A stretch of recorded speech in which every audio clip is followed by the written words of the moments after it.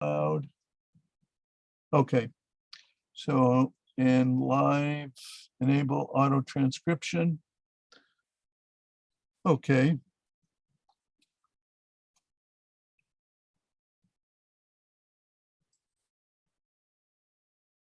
Okay, so apologies again.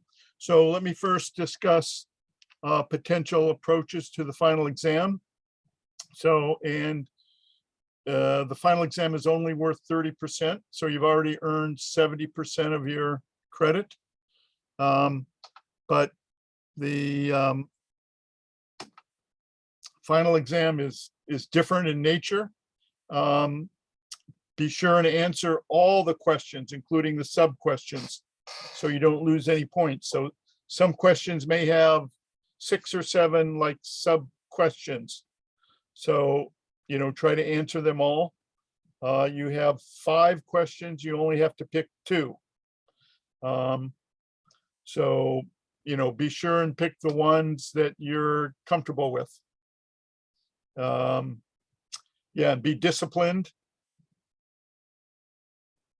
So that's means, so in some of the questions are really what you call issue spotting. There might be 10 or 15 issues. So you basically are, you know, spotting an issue and talking a little bit about it. So be sure and read the call of the question. So, you know, a lot of times the question will have, you know, it'll ask you 3 or 4 areas: money laundering, tax, corruption, whatever. So be sure and, you know, answer each of these. So a big difference is, so far your assignments have been, you know, very specific, whereas the exam, you'll get practical questions, and they'll be more open-ended. So you have to really think about things more broadly. Read the entire fact pattern carefully and take notes, maybe, you know, diagram things so that you know, can see, you get all the facts and the issues and the dates. Yeah, and take time to read the fact pattern multiple times. You know, why does a question have these facts? And a lot of times you may want to, in your answer, refer to the facts. So, you know, show that you understand, you know, the issues. You can, yeah, outline the issues and the topics. Yeah, and yeah, often the question will tell you to discuss certain issues and points which are numbered or lettered, and it's best to organize your answer in the same order so that the grader, myself, can follow your answer in the order of the questions. It makes it a lot easier than, you know, to grade. You could use this, something that's called IRAC.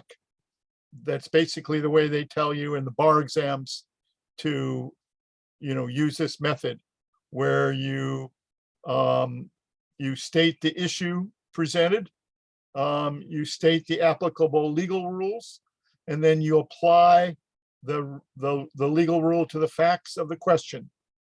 So you get issue, rule, analysis, and then short conclusion. Now, if the question has, you know, 10 or 15, none of them will have 10 or 15, but if there are multiple questions that you have to answer, you won't be able to use the IRAC, or you won't be able to use it all. But that's just a, you know, one approach.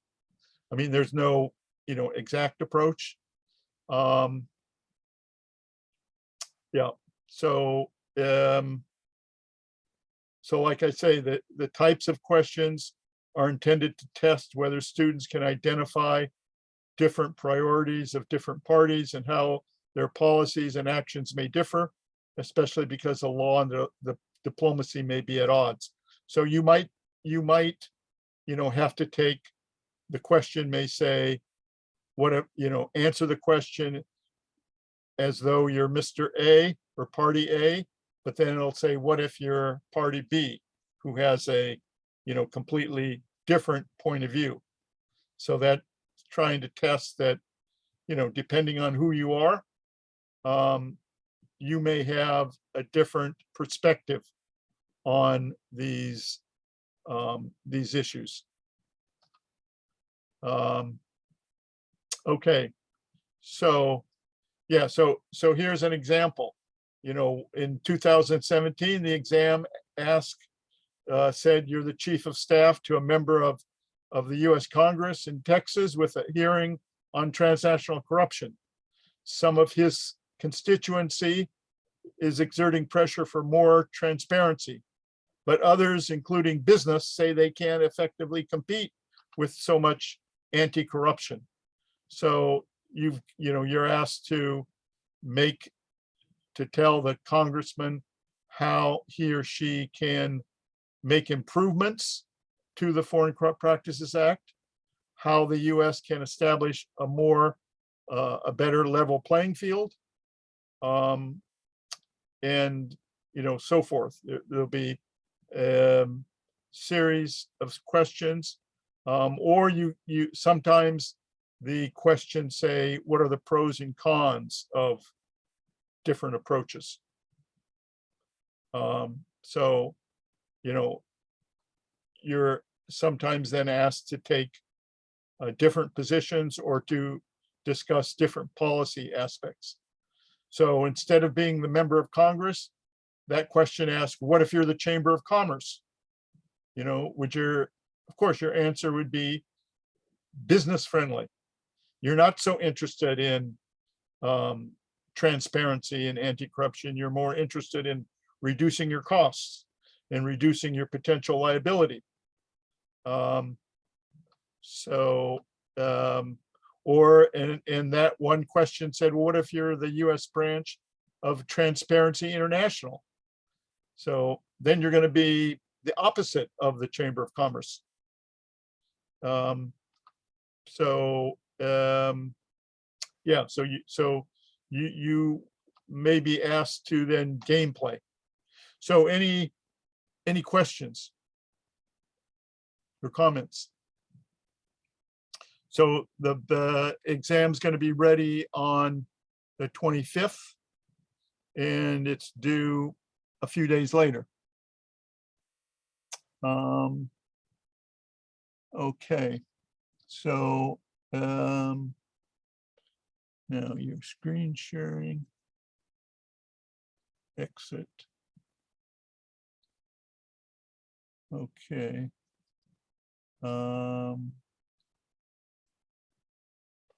Okay, so now I want to go to, so now I want to start economic integration.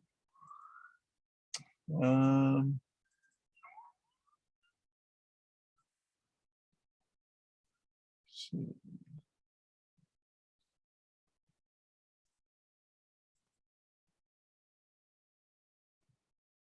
Okay. Here we go.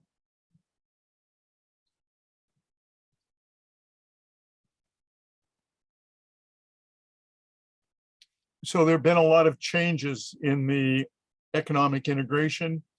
What's in your book in the last few years? First, can you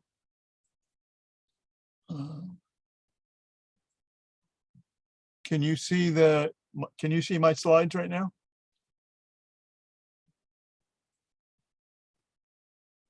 No. No. You see your folders. Right. Let me see. Okay, for some reason. Oh, how about that? I think you have to cancel your share and then restart a new one selecting the PowerPoint. Say that again? I think you need to cancel your share and then do a new share selecting the PowerPoint. We can see your folders. Okay, so let me try this again then. How about that? Does that We work? can now. Okay, Mhm. great. Sorry about that. I wish I was more proficient. Okay, so economic integration. So there are different types. There's an evolution that happens when countries engage in economic integration. The first stage is they just try to regularize relations among law enforcement officials. So that's the kind of thing that started happening with NAFTA. You know, the US and the state attorneys general meet regularly. And they try to, you know, talk about improving procedures. The second evolutionary stage is accommodation among systems. So that started to happen recently with the US-Mexico-Canada agreement on areas like environment, where we see that when one country thinks the other one is violating their obligations to respect international treaties, they can bring a complaint, as the US did on February 10th against Mexico, because the US said Mexico was using fish nets that was destroying an endangered species, namely the vaquita. And so now there's a complaint and there could be a dispute resolution process. The third evolutionary stage, it's what's called homogenization of systems. So that's when the countries in an economic integration group cede their authority to a central authority or several central authorities who can actually make law and procedure. So that's what started to happen in the European Union. And we see in the European Union, starting in 1949, there was the Council of Europe, which has a European Committee on Crime Problems, which identifies priorities for intergovernmental legal cooperation. It makes proposals on criminal law and procedure, on criminology and penology, and it implements these activities by preparing new laws or draft legislation that each country is supposed to adopt. It elaborates treaties and protocols to treaties. So for instance, you see on page 638, all the various conventions that the European Committee on Crime Problems has done, including transfer of prisoners. So now it used to be that the United States negotiated bilateral conventions on prisoner transfer. Now the US says, look, we're a member of the Council of Europe Prisoner Transfer Treaty, and that works fine. So if you want a treaty with us, you either join that one or you join the OAS Inter-American Convention on Transfer of Prisoners, because we're not going to spend our resources to negotiate a whole new treaty. In the tax field, a very important convention is the Convention on Mutual Administrative Assistance in Tax Matters, although it's called the Council of Europe OECD Convention.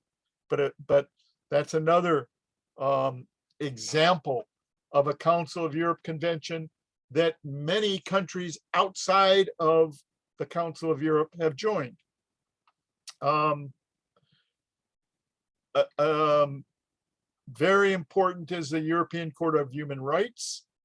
That's essentially a final appellate body on criminal law for the 47 countries that belong to it. So we saw in the extradition chapter, the Suring and the short cases.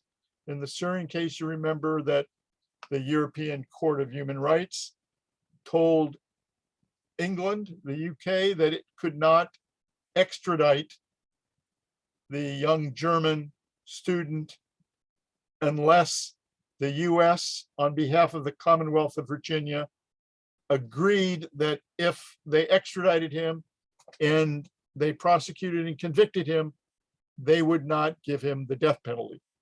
And we see that, again and again, all kinds of, all kinds of extradition, or what we'll see on Thursday is these human rights provisions are also applied to things like international evidence gathering. So importantly, there have been a series of treaties in the book.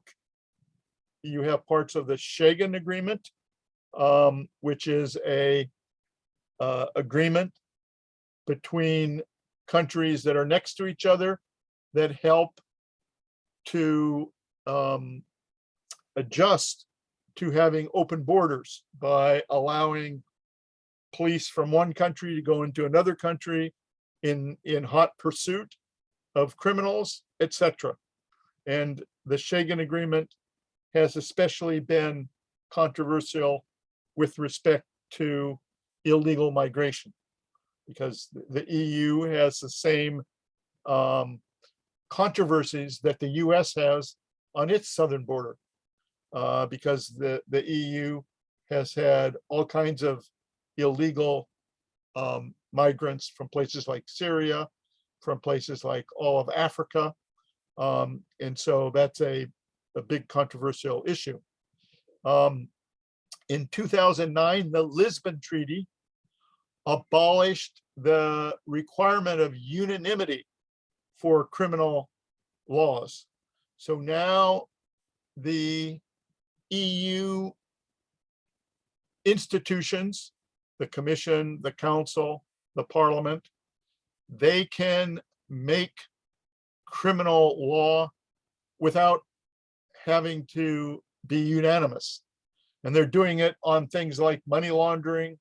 They're doing it on things like the European data privacy rules. And so they're all the time making substantive criminal laws. They're also creating new institutions, like the European Public Prosecutor. It's going to be similar to the it's going to be similar to the Department of Justice and the US attorneys. The EU also has a common foreign policy. So once they reach agreement on things like the death penalty or anti-money laundering, because the EU joins treaties, and because the EU is a member of things like the G7, the G20, the IMF, the EU, as well as its members, will form a common bloc, and they almost, they form a majority of some of these international organizations. And so their criminal policy is very important.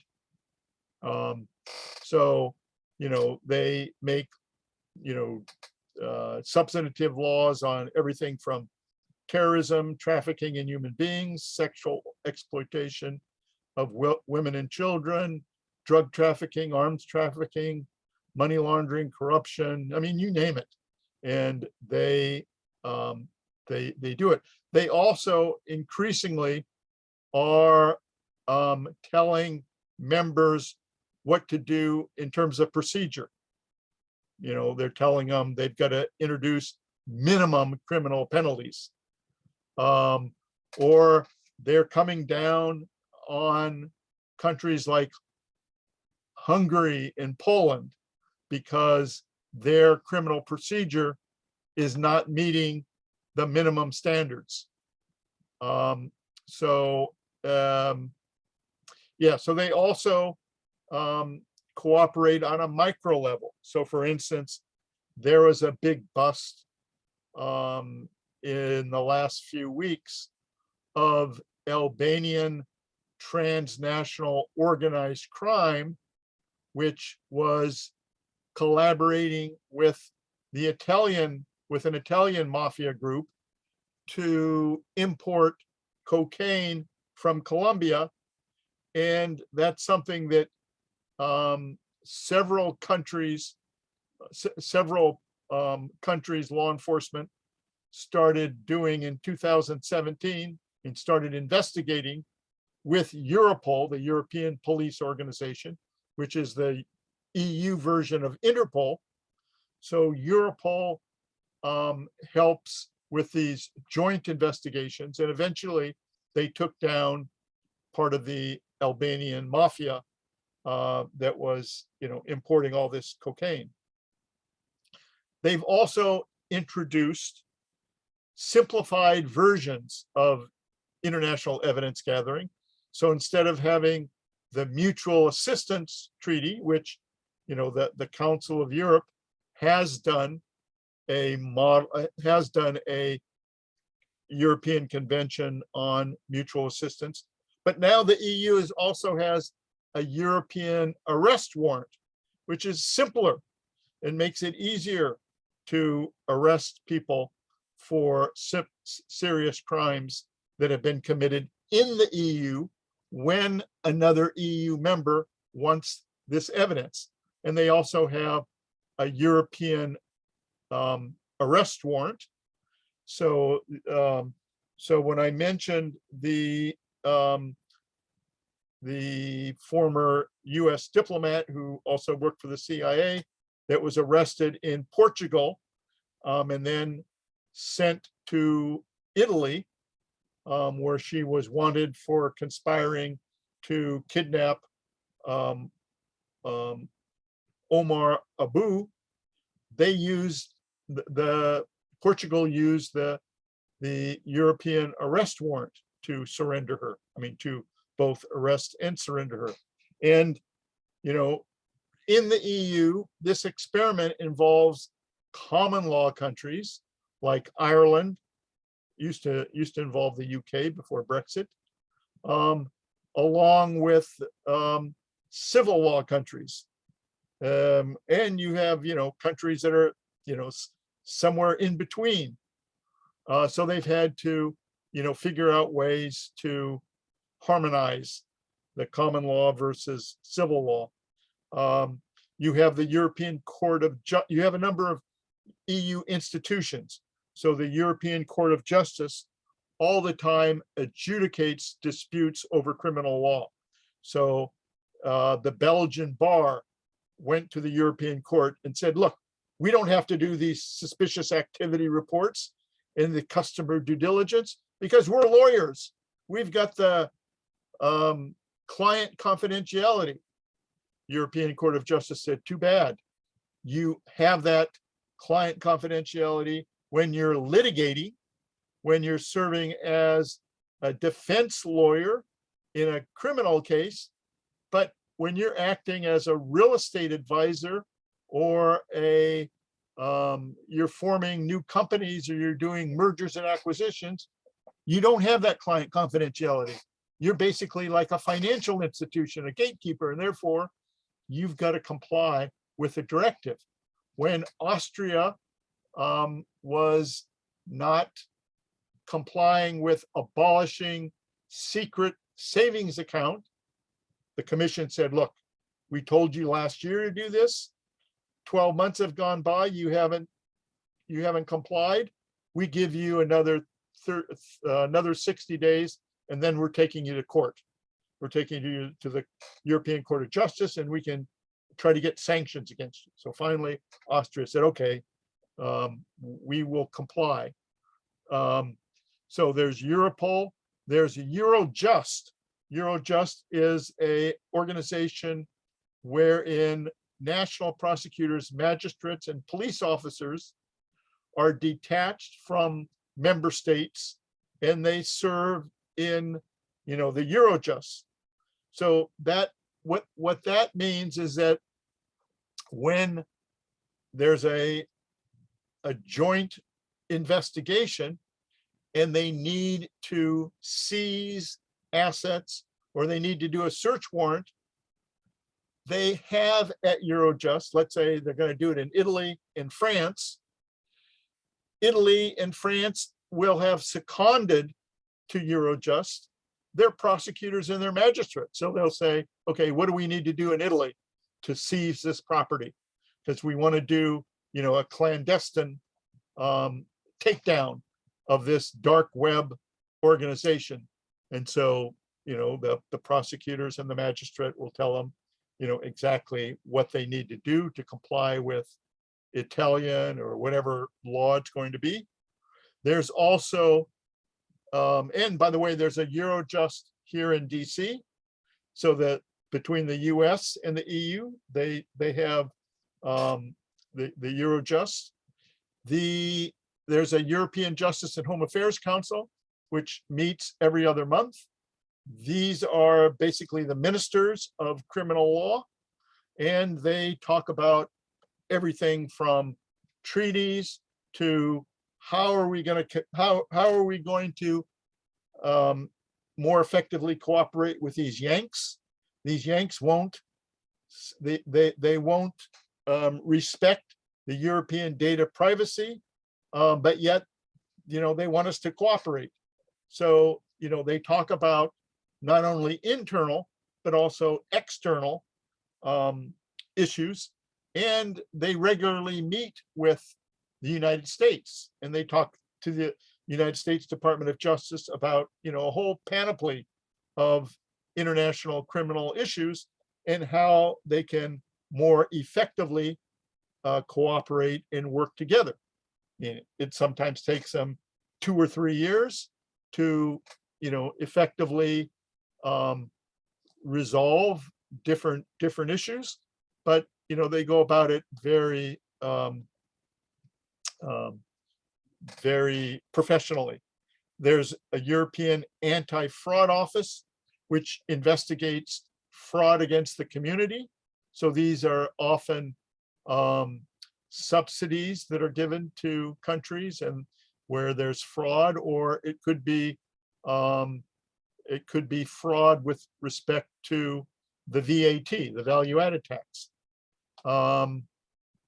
So when all of the Eastern European countries wanted to join, the EU said, well, you can't join until you meet criminal law standards, and you have a lot of work to do.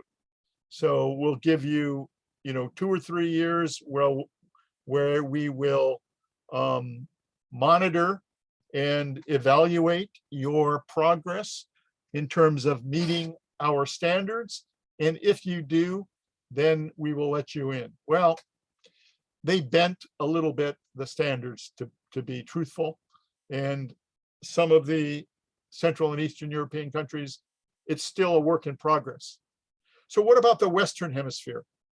And by the way, one of your final questions may ask you to advise the Attorney General in some mythical Latin American country who wants to have more international cooperation, and will ask you about how they can quickly get more a framework to cooperate with other countries.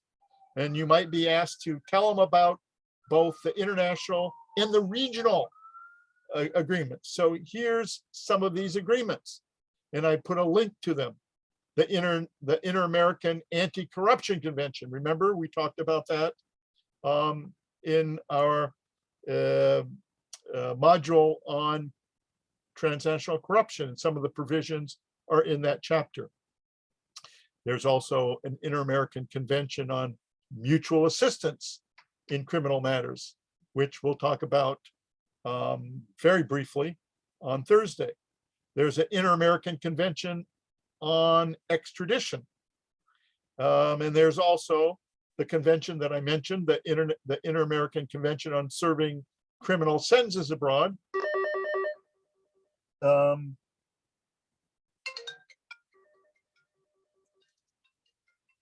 Excuse me, I'm giving a course. I can't talk right now.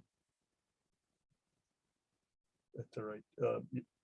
You can call me back or after another 15 minutes. There's so also the Organization of American States has a number of institutions.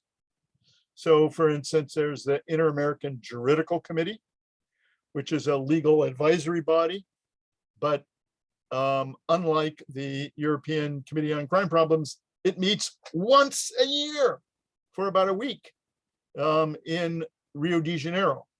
And then, as you can imagine, because it only meets once a year and has very little resources, its recommendations often don't get very far. There's Inter-American Commission and Court of Human Rights.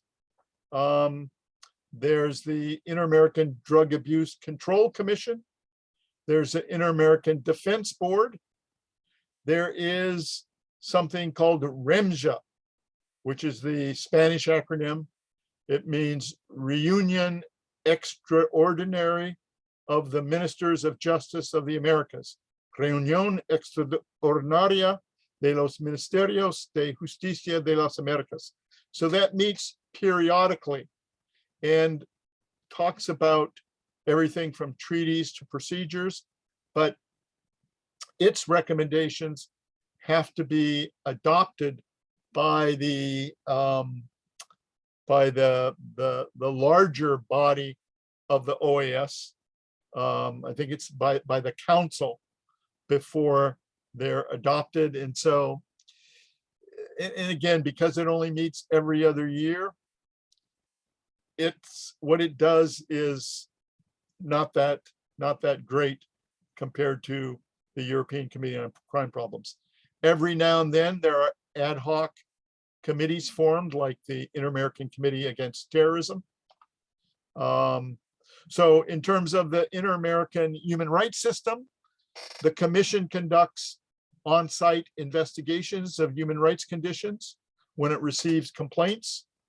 And they deal with all kinds of cases of state liability for things like people disappearing systematically or systematic police practices. But a number of countries like the United States are not a member of the court. So the court has mandatory authority to execute its decisions, but a lot of states aren't a member of it. So for instance, United States, you can only take the US to the commission, and a lot of times the US does not follow the decisions of the commission. So compared to the EU, the human rights bodies of the OAS of this region are not very strong. And that's a problem because, as we know, there are a lot of international human rights issues in the Americas, including in our own country. And if you can't take a country to court and the country doesn't respect the decisions of the commission, that's a problem. So, in the text, there's a lot of discussion of NAFTA. The problem with NAFTA is the only criminal law provisions were on intellectual property and customs. And in the Americas, the US has given a lot of technical assistance by things like the Merida Initiative, which was between the US and Mexico, the Central America Security Initiative, Plan Colombia. But now we have the US-Mexico-Canada agreement, and it has an IP chapter, which has all kinds of important provisions, but because we started a little bit late, I'm going to have to cut some of this. But they require national treatment on various IP issues. They provide protection for pharmaceutical and agricultural innovators, and they provide procedural safeguards for recognizing geographical indications, and they enhance provisions to protect trademarks.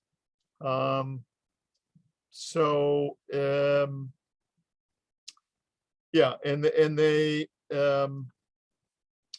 also require penalties, damages for violations of counterfeiting actions, and border officials can, if they identify counterfeit goods, they can unilaterally seize and destroy such counterfeit products. And there's also an agreement. There's the agreement creates a committee on IP rights, which has the responsibility to identify appropriate opportunities to increase cooperation between the parties on trade-related IP rights protection and enforcement. There's an environmental chapter, which includes comprehensive enforceable environmental obligations, including requirements to combat trafficking in wildlife, timber, and fish, to strengthen law enforcement networks, to stem trafficking in environmental goods, to address air quality and marine litter.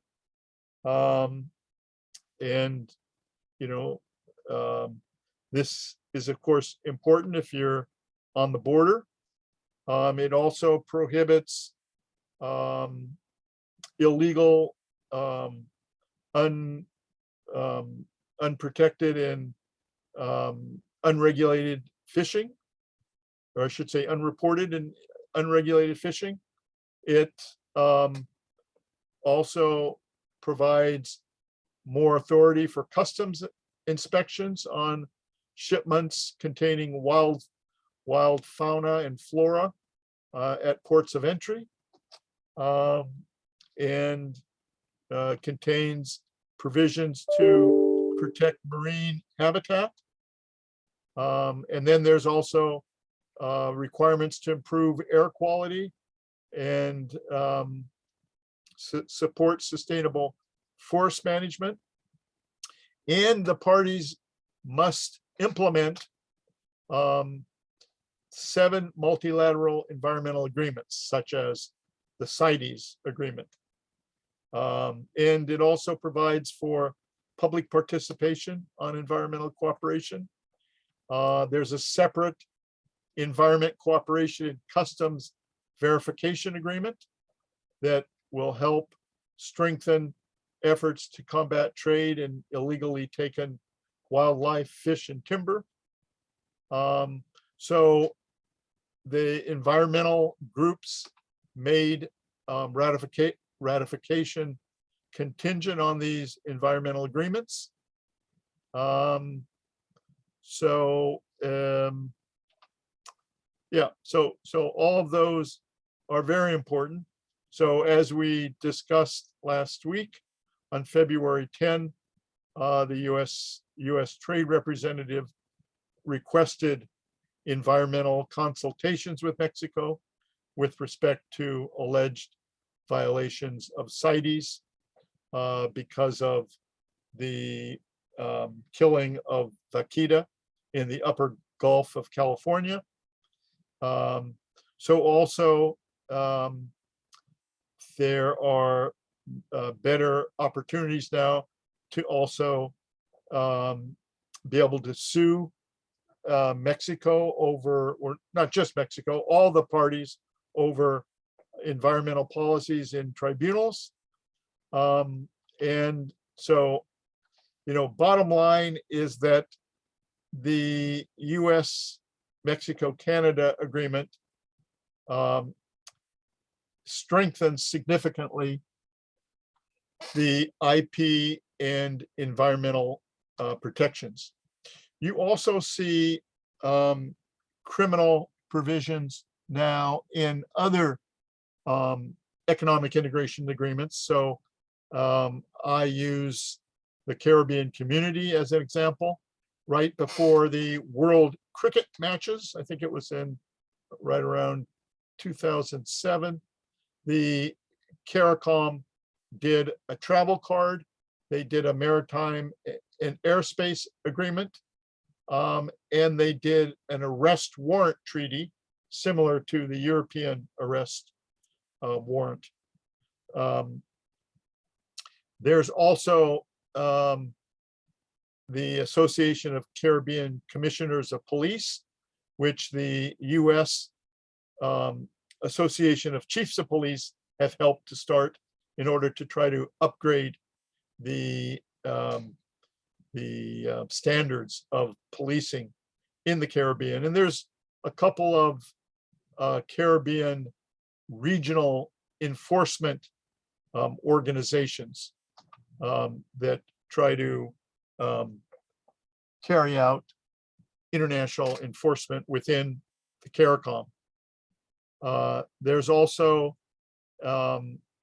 in Asia, the Trans-Pacific Partnership, which was signed in 2018 between 11 countries. And the TPP members are Japan, Malaysia, Vietnam, Singapore, Brunei, Australia, New Zealand, Canada, Mexico, Chile, and Peru. You remember there was a debate at the end of the Obama administration about joining the TPP. And then Trump said, no, we don't want to join it. We're going to do our own bilateral agreement with all these countries. So, I mean, the US already had some agreements, and it has, bilaterals with countries like Singapore, Australia, Canada, Mexico, Chile, and Peru, but it doesn't with countries like Japan, Malaysia, Vietnam, Brunei.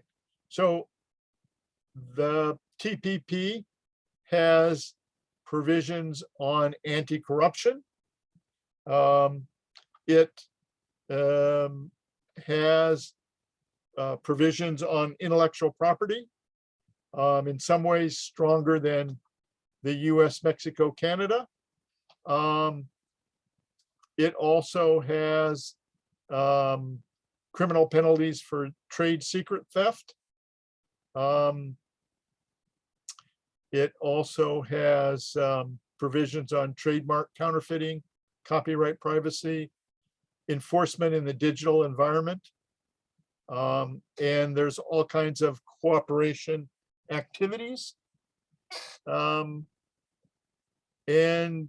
so by not becoming a member of the TPP, that means that US businesses that want to protect their IP from piracy in places like Vietnam or Malaysia, where a lot of these IP problems exist, they don't have the TPP to rely on compared to their competitors like Canadians or the Australians or the Mexicans, which they can use the TPP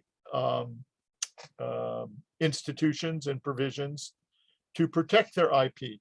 Similarly, if they see that they lose a contract because of bribery and corruption, those countries can turn to the provisions in the TPP for a remedy.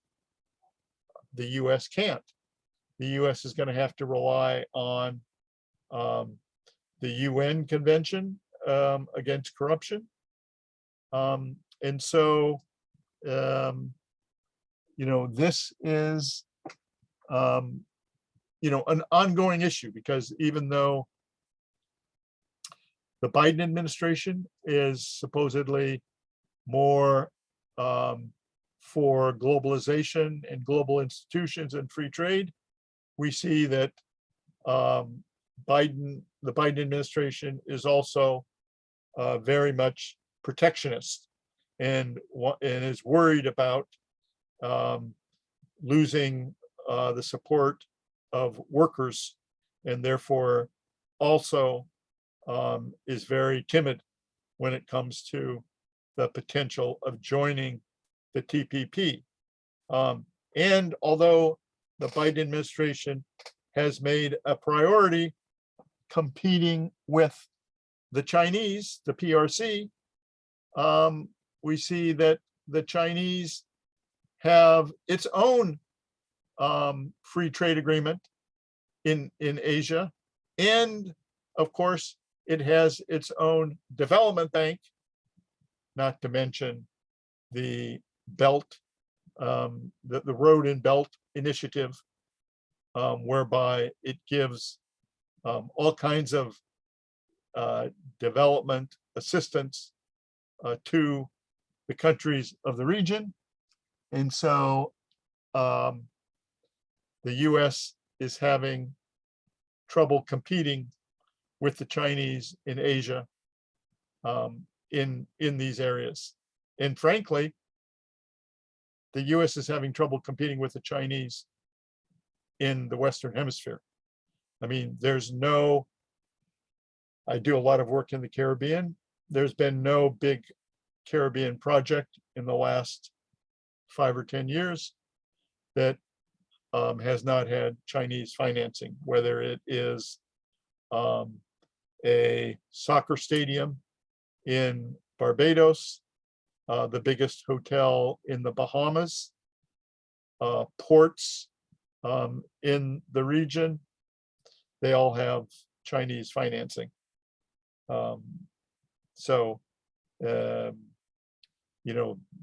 That is an issue, especially because in terms of international enforcement and international human rights, there's a big difference, of course, between China and the US. But let me, well, the one other thing I would mention is that because the Western Hemisphere doesn't have a European Committee on Crime Problems, what's happening in the Western Hemisphere is that criminals, transnational criminals, and especially transnational organized crime, are networking in many cases much better than governments are networking. And criminals, whether they're trying to do sex trafficking, whether they're trying to do just human trafficking or drug trafficking, or whether they're trying to help Venezuela move gold through places like Suriname. The lack of enforcement institutions and the lack of good regional international enforcement network and a framework means that law enforcement agencies have trouble competing. I mean, you saw that with the avocado problem, where Mexico, some of the Mexican apparently organized crime groups made threats on the Department of Agriculture inspector of avocados. And, you know, what's happening is the Mexican federal government and the state governments and the US government are having difficulty keeping up with the cartels and, you know, transnational organized crime, not only in Mexico, but throughout the region, because these organizations are very powerful. I mean, we see them even in the US, what they can do. So let me stop here. Let me see, do we have any comments or questions on anything? No. So no, you know, no more assignments. The final exam will be given out, will be available on February 25th. And it'll be due on, well, I don't have the exact time, so I don't want to contradict what's in your Canvas. So, but it's coming up at the end of the week. And with that, let me stop here. And thank you very much for your attention. And yep, so have a good evening.